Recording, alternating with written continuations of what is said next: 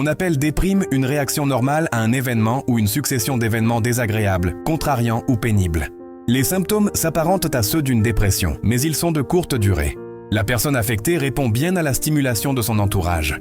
On appelle dysthémie un état dépressif prolongé, 2 ans ou plus, où la personne demeure fonctionnelle, mais au ralenti et sans plaisir. Il arrive fréquemment que cet état ne soit pas traité, car ses symptômes ne sont pas aigus. La personne se dit « je suis comme ça », ou l'entourage dit « on l'a toujours connu comme ça, c'est sa personnalité ». Mais n'étant pas traité, chaque année, environ 10% des personnes souffrant de dysthémie vont faire une dépression majeure. Pour elles, ce peut être paradoxalement une chance, car en traitant la dépression, on va contrôler en même temps la dysthémie. On appelle dépression majeure une véritable maladie qui affecte à la fois la psychologie d'une personne, ses relations avec les autres et la neurochimie du cerveau. Si elle n'est pas traitée, elle dure plus de 6 mois, en moyenne 10 à 12 mois.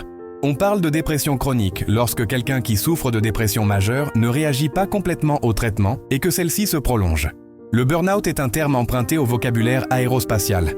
Il désigne le risque d'échauffement brutal, voire de destruction, d'une fusée, provoquée par l'épuisement de son carburant.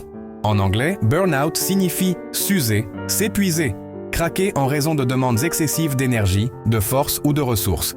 Le terme burn-out qualifie l'état d'une bougie qui, après avoir éclairé de longues heures, n'offre qu'une flamme discrète et faible. Il implique donc l'idée de combustion interne des professionnels, particulièrement les soignants confrontés à la souffrance de l'autre. Cette métaphore de la combustion est parfois illustrée par l'image de l'incendie d'un immeuble qui aurait brûlé totalement l'intérieur de l'habitation, tout en laissant intacte la façade.